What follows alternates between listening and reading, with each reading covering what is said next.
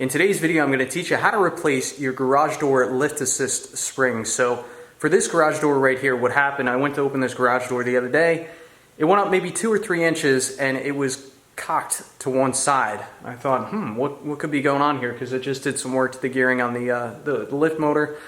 And then upon closer visual inspection, I found that one of these lift assist springs, and I'm not a weatherman, you can see it right there though, one of the springs had snapped. Thankfully there's a safety cable on there so it didn't do any collateral damage, but you know, it's kind of unfortunate, but it is what it is. So I need to replace that spring, but while I'm at it, it's a good idea to replace both springs because I'm sure the one on the other side is starting to get fatigued, and it just makes sense to replace both of them at the same time. If you replace one on one side and the other one's weak, then what could happen is, you know, every time you go to open the door, it could kind of cock to one side, and you don't want that. You want the garage door to open up evenly.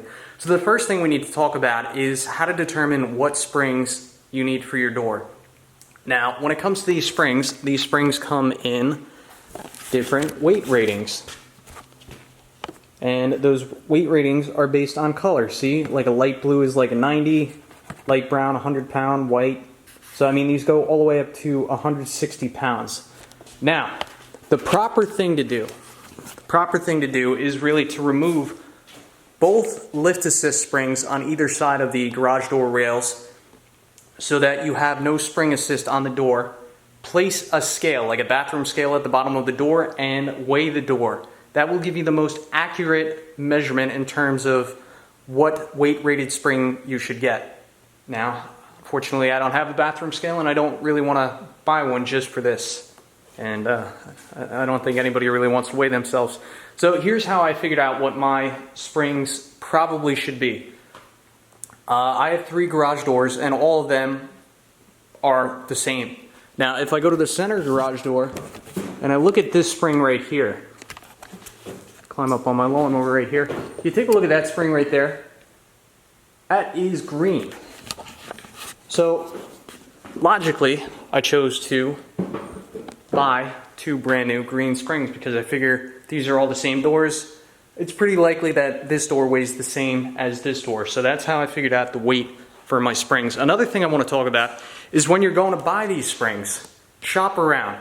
I'm normally a guy that just goes right on Amazon because it's so convenient. And when looking for garage door lift assist springs on Amazon, the cheapest I could find were $42 for a pair. And I started looking online, and I actually bought the garage door springs I showed you a moment ago at Lowe's, and they were only $25. So I paid to shop around and was able to go right into Lowe's and get them. So $15 savings there. So what we need to do now is we need to open this garage door. So what I plan to do, I'm going to press the garage door opener and kind of lift on the broken spring side, and we'll see if we can get this garage door to go up. We need to do that in order to relieve the tension off the good spring. Once we relieve tension off that spring, then we can start replacing these springs. Alright, I got the garage door up. Take a look at that spring. That spring is in 3 pieces. 1, 2, there's the 3rd piece right there. Pretty catastrophic failure. So these do fatigue and fail over time. It's just metal fatigue. So I want to talk about how this whole system works before we get into replacing the spring, because that will make it easier to understand how to perform this repair. So there are 2 cables. This is your main cable. This is really what does most of the heavy lifting in conjunction with the spring. And the second cable right here, this is a safety cable. So in case that spring does fail, it keeps everything along the cable, and it actually did a pretty good job because everything's still here. So what happens, this main cable, this connects down at the bottom left corner of your garage door. Of course, the garage door is up right now. From there, that cable goes over a pulley right there, a redirectional pulley, and it goes, loops right here. So this really becomes a mechanical advantage, kind of a 2-to-1 system. From there, this pulley connects to the spring, and then the other end of this main line comes back to, there's a couple holes in this this L channel here, and basically there's just like a little S-clip, kind of like you'd see on a bungee cord, and that hooks into one of these holes right there. For mine, it hooks in the forward large, or well, it's actually the middle slot, and then it's just locked off via this. It's kind of like a friction locker. There's another look at the other garage door, but basically that's how it works. So now that we have the garage door up, as you can see if we look at the other spring, we have pretty much all of the tension off the spring. So what I need to do now, I need to unbolt this pulley because we're going to need to bolt this onto the new spring. I'm also going to need to remove what's left of this old spring. It does just hook on right there. There's kind of like an open eye hook. However, we need to remove this safety cable in order to get the rest of that spring off. And we also need to make sure that when we install the new spring that we put this safety line through the new spring. Socket size for this nut is 9/16.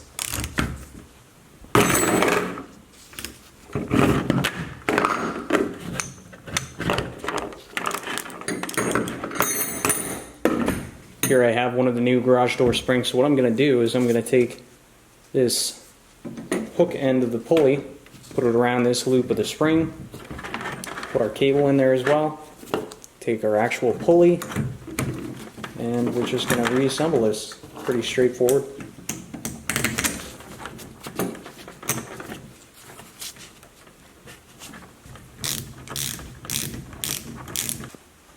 Alright, so now we need to remove the other end of this broken garage door spring. So what we need to do first is we need to remove this safety cable.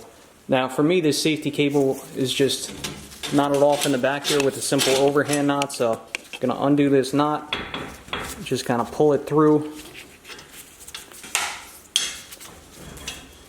like so, and get ready because if there's a piece of spring over there, when you let this cable go it's just going to drop. There you go. Get that out of the way for now.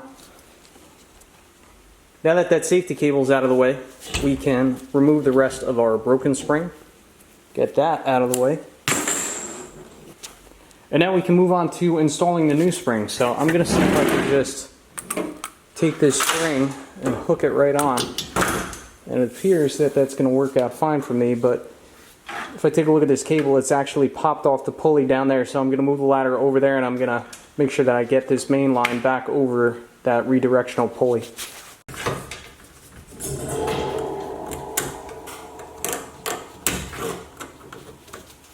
Beautiful. No problem there. And the final thing I need to do is I need to take this safety cable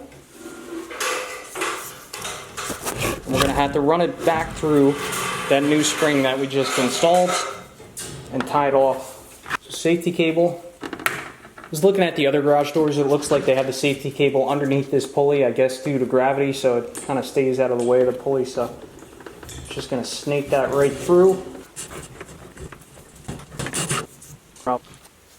So the final thing we need to do is just kind of take all the slack out of this safety cable, maybe leave a little bit of slack in there. All you got to do is just tie it off with kind of like half hitch overhand knot. And then it looks like what the professionals do, looks like the professionals just kind of take their extra cable and they kind of wind it up. Looks a bit neater that way. Also probably helped to lock off this knot, so it's just what I'm doing.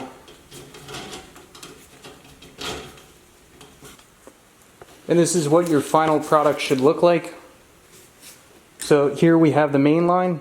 See, it wraps around the pulley, hooks back off on that rail right there.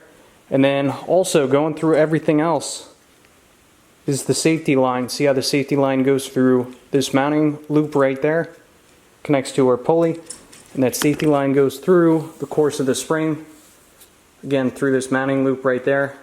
And then it's just kind of locked off on the end here with an overhand knot. If you're ever unsure of this, you can always compare this to a good garage door, or perhaps one side of your garage door the spring did not break, so you could always compare to that side if you have any questions. So I also need to replace the spring on the other side, but before I do that, I just want to give this a quick test to make sure everything's working properly.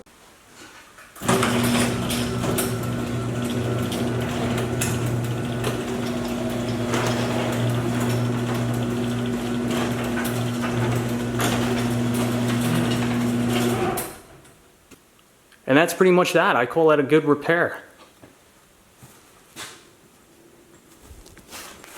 In terms of choosing the 120s, I'd say I probably could have gone with the 110s.